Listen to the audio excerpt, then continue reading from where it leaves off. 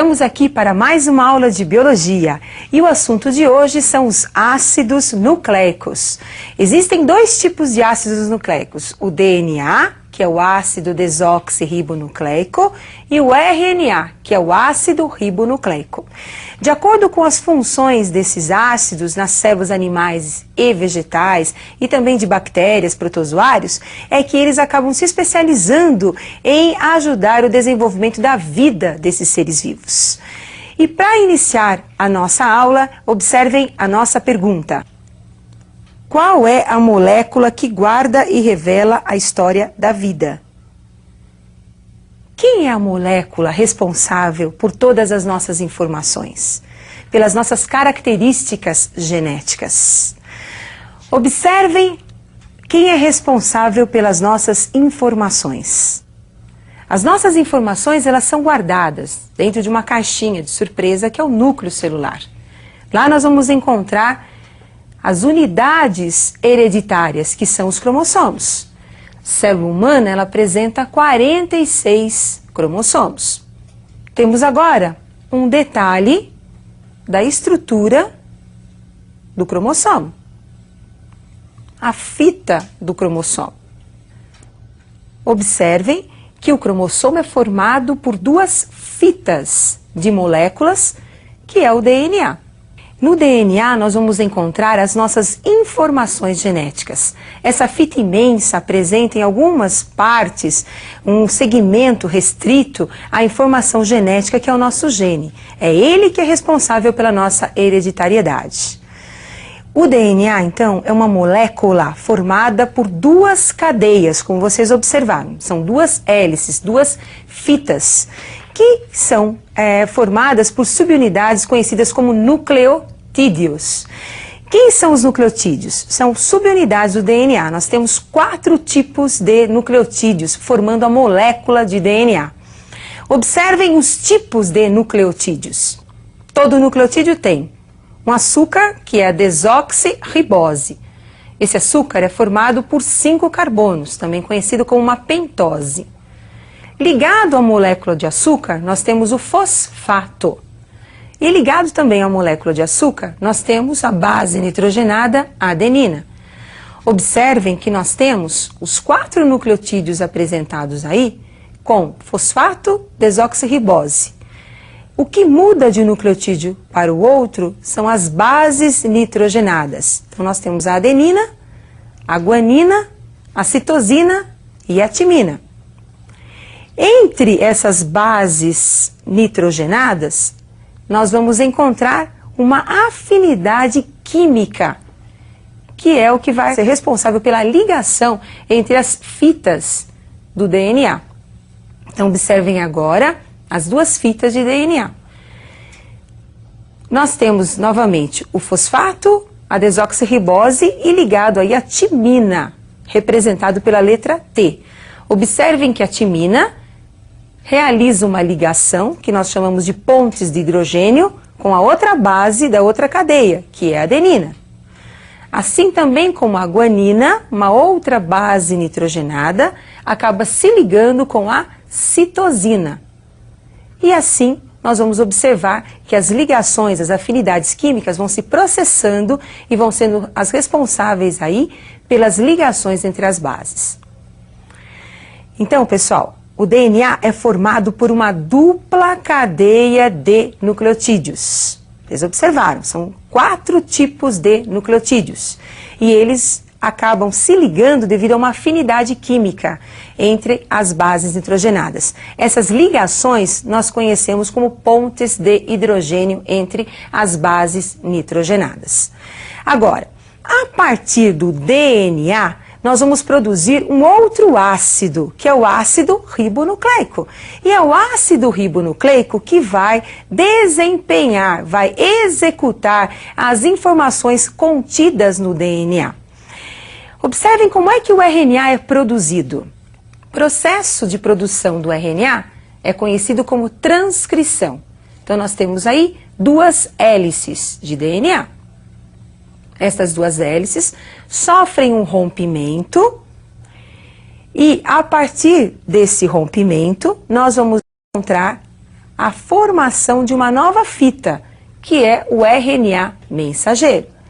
Essa nova fita formada é devido à presença de uma enzima chamada de RNA polimerase, que vai ser responsável pela organização dos nucleotídeos do RNA. Agora, a informação do DNA é transmitida para o RNA mensageiro. E o RNA mensageiro agora vai sintetizar as proteínas, que vão ser responsáveis pelas nossas características. Por exemplo, o indivíduo tem um gene. O gene é o pedaço do DNA. Ele produz o RNA mensageiro. Nesse gene, nós vamos encontrar a informação para a produção, por exemplo, da pigmentação dos olhos. O RNA mensageiro vai produzir a proteína que vai ser responsável pela pigmentação dos olhos do indivíduo. No nosso caso, na espécie humana. Agora, nós temos apenas o RNA mensageiro? Não. A partir do DNA, nós poderemos formar 3 tipos de RNAs. O RNA mensageiro, como nós escrevemos, o RNA ribossômico, que vai formar os ribossomos, onde ocorrerá a síntese de proteínas, e o RNA transportador, que vai transportar os aminoácidos até os ribossomos para ser formada a proteína, que vai ser responsável pela nossa característica, pelo nosso caráter. Muito bem. Agora, observem que todo esse material genético, todo o DNA da célula tem que ser o mesmo para todas as células. Então, para que não seja perdida nenhuma informação, o que é necessário? Que essa informação do DNA passe por um processo de duplicação. Esse processo nós chamamos de replicação. E eu gostaria que você acompanhasse a replicação do DNA. Nós temos 2 fitas de DNA. Percebam que ocorre uma separação entre essas fitas. A molécula mãe separou-se em 2 moléculas filhas. Posteriormente ocorrerá a entrada de nucleotídeos, que serão organizados pela enzima conhecida como DNA polimerase, formando as duplas hélices de DNA. Então temos aí agora 2 moléculas de DNA. Observaram? Então, tínhamos uma molécula de DNA que passou por um processo conhecido como replicação. Então, replicação, nós vamos ter aí cópias idênticas da mesma informação genética do DNA, formando 2 novas hélices. Só que cada nova hélice, ela apresenta metade da molécula mãe e metade de uma molécula filha, que foi produzida pela entrada de novos nucleotídeos, que foram ingeridos pela nossa nutrição. Agora, como é que o DNA consegue passar de uma célula mãe para as células filhas? Através de um processo de divisão celular, que é conhecido como a mitose ou divisão celular. Muito bem. Agora eu gostaria que vocês acompanhassem algumas diferenças importantes entre DNA e o RNA.